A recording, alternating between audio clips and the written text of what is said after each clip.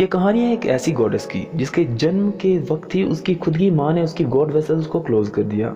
उसे यन एलेक्जर नाम की एक दवाई खिला दी जिसकी वजह से कभी भी प्यार को फील नहीं कर पाएगी, और साथ ही 10,000 सालों तक उसे आउटसाइड के वर्ल्ड से दूर रखने का ऑर्डर दे दिया। अब उसने ऐसा क्यों किया, और क्या वो लड़की इन फ्यूचर कभी भी प्यार को महसूस कर पाएगी, और या वो 10,000 साल से पहले उस जगह से निकल पाएगी?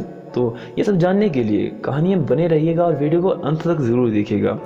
कहानी की शुरुआत होती है जहाँ पे हमें फ्लावर गॉडेस को दिखाया जाता है। फ्लावर गॉडेस एक बच्ची को जन्म देती है, लेकिन जैसे ही बच्ची को जन्म देती है उसे यन एलेक्जर नाम की एक दवाई खिला देती है, जिसके कारण उसकी लव फील करने की पावर पूरी तरह से क्लोज हो जाती है। वो फ्यूचर में कभी भी प्यार को महसूस नहीं कर पाएगी, और साथ ही उसकी गॉड वेसल्स को क्लोज कर देती है। अपनी दासियों को आदेश दे देती है कि कोई भी इसके बर्थ की न्यूज़ बाहर नहीं फैलाएगा, और 10,000 साल तक ये फ्लावर रियल्म से बाहर नहीं जाएगी। उसे वाटर मिरर के अंदर ही रखा जाएगा और पाला जाएगा, इसकी कल्टीवेशन करी जाएगी। वो सिर्फ यही एक चीज़ थी जो उसके लिए कर सकती थी। और दरअसल वो जब मरने वाली थी वो कहती है कि मैं अपनी बच्ची के लिए सिर्फ इतना ही कर सकती थी ताकि वो प्यार के दुष्परिणामों से दूर रह सके। वहाँ में नेक्स्ट सीन वाटर इमोर्टल और विंड इमोर्टल का दिखाया जाता है। वाटर इमोर्टल जिनका नाम होता है लियोनिंग, और विंड इमोर्टल जिनका नाम होता है लिन शुई, इन दोनों की मैरिज वो जो हो रही होती है। मैरिज का कारण था हेवन एम्परर का फोर्स करना। उन्होंने आदेश दिया था, इसी वजह से वाटर इमोर्टल को ही शादी करनी पड़ती है, क्योंकि वाटर इमोर्टल जीफेन से शादी करना चाहते थे, उसे प्यार करते थे, और जीफेन ने जिस बच्ची को जन्म दिया था वो भी वाटर इमोर्टल की ही थी। तो वो मजबूरी में उसके साथ शादी कर लेते हैं, लेकिन एक प्रॉमिस करते मनी मैन कि मैं हमेशा जीफेन से प्यार करता रहूँगा। वहाँ जीफेन अपनी बच्ची का नाम जिनमी कर रखती है, और उसके बाद वो डिस्ट्रॉय हो जाती है, या यूँ कहे तो मर जाती है। और उसके मरने पर पूरे फ्लावर रियल्म का जो एक शोक दिवस बन जाता है। जीफेन मरते मरते एक अभिशाप देकर जाती है कि अब से हेवन रियल्म में कभी भी कोई भी फूल नहीं खिलेगा, कोई भी फल नहीं खिलेगा। इसके बाद वो डिसअपियर हो जाती है। वहाँ जो एम्परर है वो वाटर इमोर्टल किससे प्रॉमिस करते हैं कि इन फ्यूचर उनकी जो फर्स्ट डॉटर होगी उसकी शादी उनके बड़े बेटे के साथ तय की जाएगी, और इससे उनकी जो रिलेशन है वो नेक्स्ट जनरेशन तक भी चला जाएगा। वक्त बीतता है, और वक्त बीतने के साथ फ्लावर इमोर्टल वास्तविकता से कहानियों में आ जाती है, और अब हमें एक बैकग्राउंड से कहानी सुनाई जाती है जिसमें बताया जाता है कि जब फ्लावर इमोर्टल की मौत हुई थी तो उस समय उसके अभिशाप से हेवन रियल्म से सारे के सारे फ्लावर्स अचानक से गायब हो गए थे, और 4,000 सालों से हेवन रियल में कभी भी वसंत नहीं देखी गई है। इसके बाद हमें ताओ के बारे में बताया जाता है कि ताओ ने स्टार्टिंग में 2 बच्चों को जन्म दिया था जिनका नाम था यिन और यांग, जिन्होंने सेलेस्टियल और डेविल रीजन की स्थापना करी थी, लेकिन बाद में ये सारे डिवाइड होकर 6 अलग रीजन में डिवाइड हो गए हैं। अब हमें हेवन रीजन के बारे में बताया जाता है। वो बताते हैं कि फ्लावर इमोर्टल स्टार्टिंग में हेवन रीजन में रहा करती थी, लेकिन 4,000 साल पहले हुए कन्फ्लिक्ट की वजह से फ्लावर इमोर्टल ने हेवन रीजन को छोड़ दिया और उसके बाद अपना नया रीजन स्थापित करा था, और यहीं पे वो कहानी समाप्त हो जाती है। कहानी सुनाने वाले शख्स का नाम है मिस्टर हु, और मिस्टर हु जब अपने स्टूडेंट्स से पूछते हैं कि क्या तुम्हें इस बारे में कुछ पूछना है, तो लिन चाओ नाम की एक स्टूडेंट उनसे पूछती है कि हमें हमेशा 6 रीज़न के बारे में पढ़ाया जाता है, लेकिन हमें बताया सिर्फ 4 रीज़न के बारे में है, तो बाकी के 2 रीज़न कहाँ पे हैं?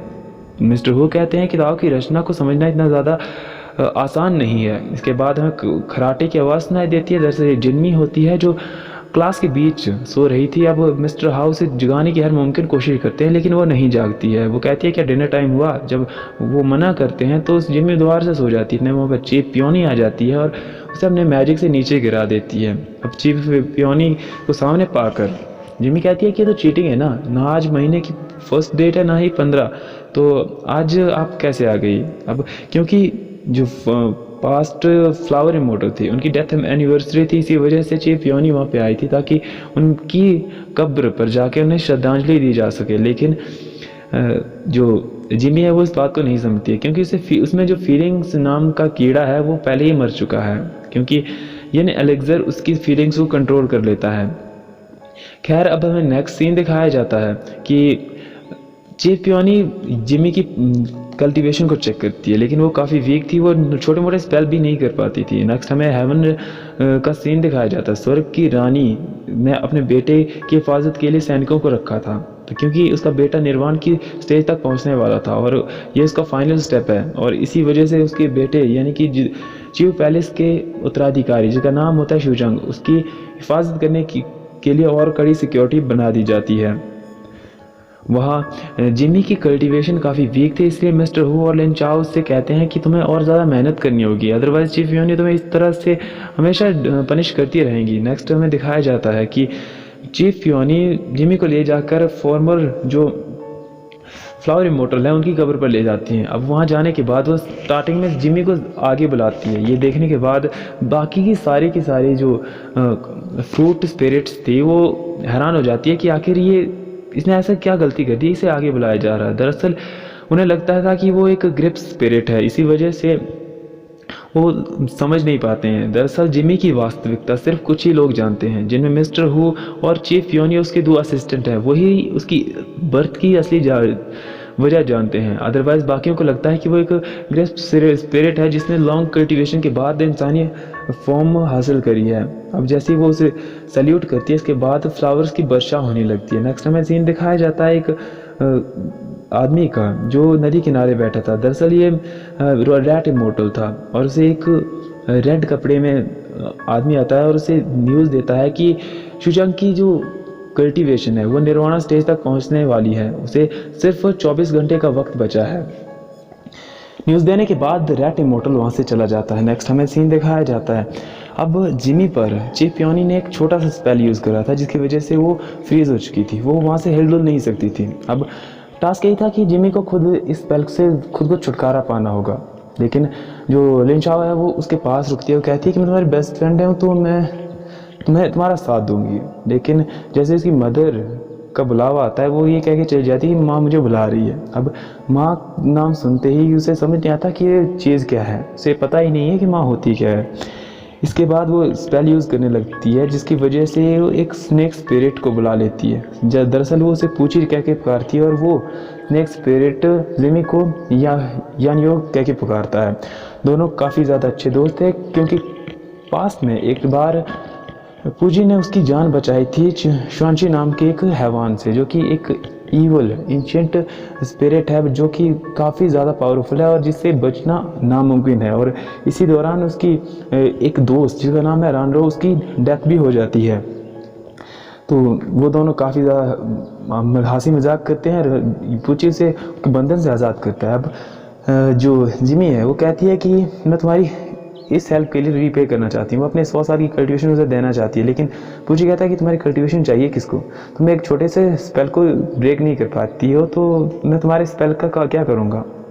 लेकिन पूजी उसकी जो इंटेंशन है उसे एक तरह से नकार नहीं पाता है और यहाँ पर जिमी अपनी 100 साल की कल्टीवेशन पूची को दे देती है, जिसके बाद पूची भी उसे अब उसके रनरो की थोड़ी सी स्पिरिट इकट्ठी करके उसे दे देता है। वो कहता है कि थोड़े टाइम के बाद ये शायद ह्यूमन फॉर्म में वापस आ जाए और ठीक हो जाए। नेक्स्ट हमें नाइट इमोर्टल का सीन दिखाया जाता है जो ड्रीम ईटर जो एक बीस्ट है उसके साथ था। वो कहीं जा रहा था, सडनली उस पर एक ब्लैक डस्ट आदमी ब्लैक स्पिरिट उस पर हमला करती है, लेकिन उस पर ज़्यादा नुकसान नहीं कर पाती है, हालांकि वो थोड़ा सा ज़ख्मी ज़रूर हो जाता है। अब नाइट इमोर्टल इस बात की जानकारी ले जाकर सीधे लियोलान नाम के एक शख्स को देता है जो चिव पैलेस की देखभाल कर रहा था। अब जैसे उससे इस बारे में बताता है तो लियोलान कहता है कि मैं इस बारे में इन्वेस्टिगेट करूंगा, लेकिन आप अंदर नहीं जा सकते क्योंकि स्वर्ग की रानी के काफ़ी सख्त आदेश हैं। हालांकि नाइट इमोर्टल और शुजांग दोनों सौतेले भाई थे, लेकिन इसके बावजूद भी नाइट इमोर्टल उसकी काफ़ी ज़्यादा फिक्र करता था। लेकिन अब पहरेदार ने उसे वहाँ जाने से मना कर दिया, इसलिए वो वहाँ से वापस आ जाता है।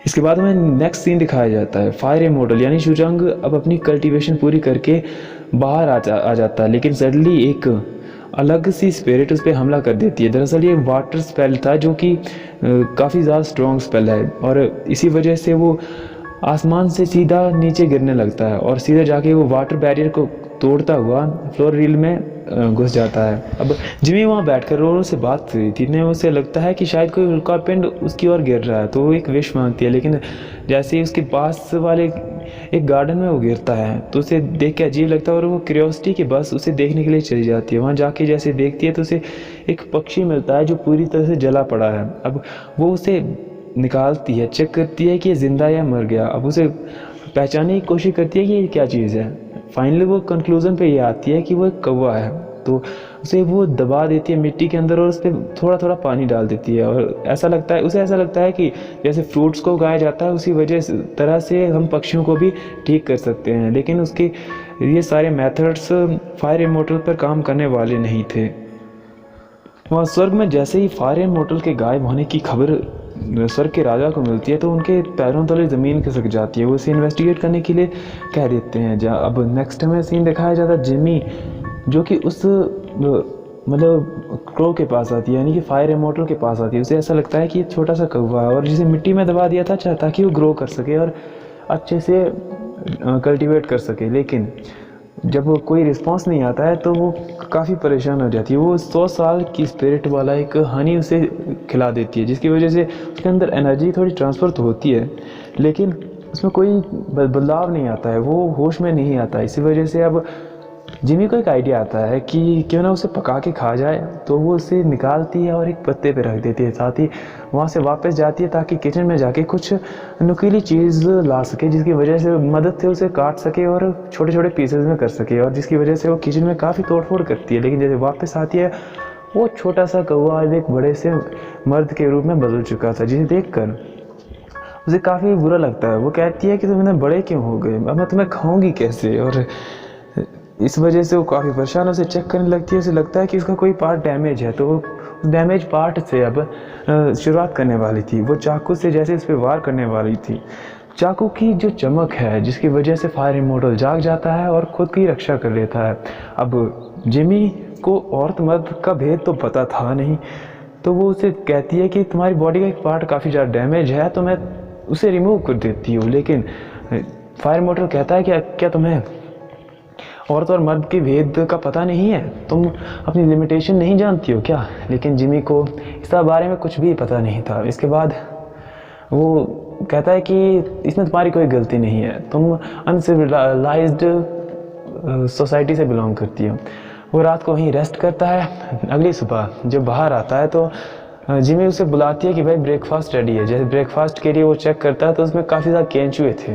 अब फायर इमोर्टल कहता है कि तुम्हें क्या लगता है मैं इस तरह के खाना खाता हूँ। जिमी कहती है क्या तुम एक कौवा नहीं हो। तो अब फायर इमोर्टल थोड़ा आगे जाता है और अपना असली जो सूट है उसे पहन लेता है। जो देखने के बाद जिमी काफ़ी ज़्यादा हैरान हो जाती है।